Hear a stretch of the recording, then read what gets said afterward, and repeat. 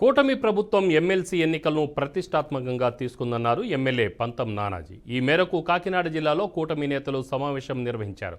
కూటమి నుంచి graduate MLC అభ్యర్థిగా పేరాబత్తుల రాజశేఖర్ను ఖరారు చేసింది. రాజశేఖర్ అభ్యర్థిత్వాన్ని బలపరుస్తూ కూటమి నేతలు ఆమోదం తెలిపారు. టీడీపీలో ప్రతి కార్యకర్తకు సముచిత స్థానం ఉంటుందని పంతం నానాజీ అన్నారు. పేరాబత్తుల రాజశేఖర్ను గెలిపించేందుకు కార్యకర్తలు కృషి చేయాలన్నారు. ఉమ్మడి తూర్పుగోదావరి జిల్లాలో కాకినాడ రూరల్ నుంచే అత్యధిక మెజార్టీతో రాజశేఖర్ను గెలిపించాలని ఎమ్మెల్యే నానాజీ కార్యకర్తలకు దిశానిర్దేశం చేశారు. నియోజకవర్గంలో ఉన్న 939 ఓట్లు ఉన్నాయి. కానీ మీరు ఆ గ్రామంలో ఐడెంటిఫై చేసుకుని మొత్తం ఆ 30 మంది ఓటర్లకి మీరు ఈ వారం రోజుల్లో కూడా మీరు వెళ్ళి కనపడి వాళ్ళని చైతన్యపరిచి వాళ్ళ ఓటు మనం వేయించుకునే విధానాన్ని మలచవలసిన బాధ్యత మీ అందరిపై ఉందని చెప్పి సభాముఖంగా మీ అందరికీ కూడా తెలియజేస్తూ ఉన్నా.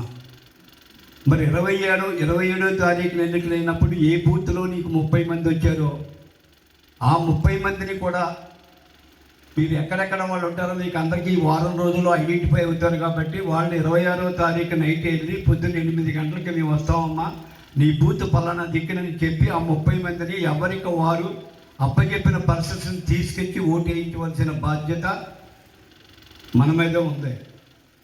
మరి మనందరం కూడా కూడా ఈ ఎలక్షన్ మరి ఏదైతే ప్రకటించారో అభ్యర్థిగా నన్ను అప్పటి నుంచి మరి కాకినాడ రూరల్కి సంబంధించి మరి మీరందరూ కూడా మరి నన్ను ఎంతో అభిమానించి ఆదరించి సభ్యత్వ నమోదులోనే మనం ముందు వరుసలో ఉన్నప్పుడే మనం సగం విజయం సాధించాం.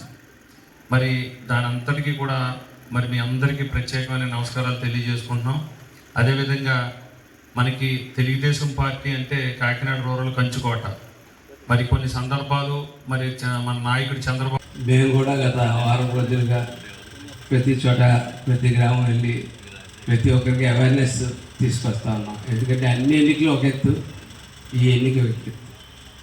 చల్లని ఓట్లు ఇలిటరేట్స్ ఉన్న చోట ఎక్కువ ఉండాలి, కానీ ఇందులో చల్లని ఓట్లు గ్రాడ్యుయేట్స్ దాంట్లోనే ఉంటాయి.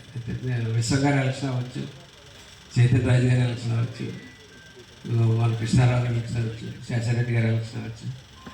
ఎన్ని ఎలక్షన్లో కూడా వీళ్ళందరూ మిత్రులే కాబట్టి ఎలక్షన్లో మేము తిరగడం జరిగితే ఇందులో ఇన్వాలిడిటీ ఎక్కువ ఉంటుంది. ఇన్వాలిడిటీ ఎక్కువ ఉండడం కారణం ఏంటంటే అక్కడ ఒక ముద్ర, ఒక మోరు అది ఇవ్వకపోవడం. ఒక పెన్ను ఒకటే ఇస్తారు మన చేతికి. మీరు ప్రజలకు చెప్పవలసింది నేను మీకు చెప్తా ఉన్నాను. ఒక పెన్ను ఒకటే ఇస్తారు మన చేతికి.